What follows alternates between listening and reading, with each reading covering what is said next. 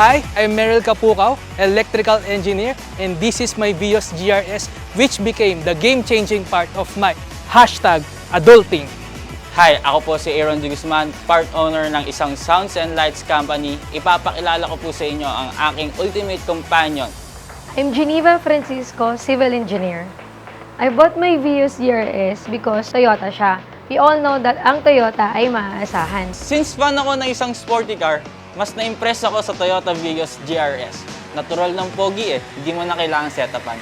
As a breadwinner of my family po, I want to reward myself. Actually, my first car is an SUV, which is bigay ng parents ko. However, this is my first car na ako yung bumili, galing sa sweldo ko.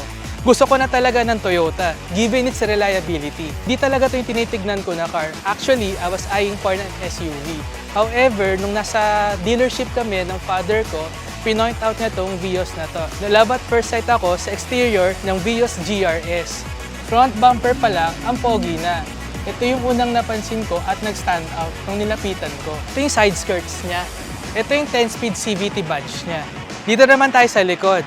Makikita nyo dito, rear bumper, lip spoiler, at ang very understated at poging-pogi na GRS badge.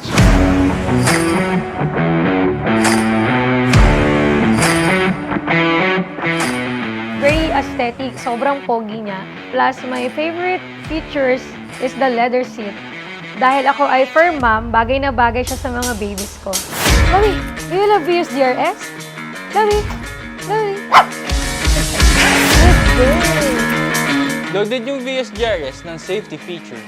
Level up airbags, emergency stop signal, may back monitor pa, plus hill start assist control.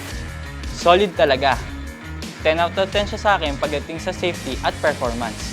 Another feature of the Vios GRS is push start system na siya, plus keyless entry na rin. Pero mas na-inlove ako sa 10-speed CVT at 1.5-liter engine. Alam mo yun, masarap sa pakiramdam na nakikita mo yung pinaghirapan mo. Pero mas masarap sa pakiramdam na tama yung desisyon mo at sulit yung pinaghirapan mo. Marami nagtatanong kung bakit high-end pa ang binili kong sasakyan. Ang gandang reminder ng Vios ko na kahit anong pagsubok ang dumaan, tuloy lang. It is a reminder that I am worth it and I deserve it.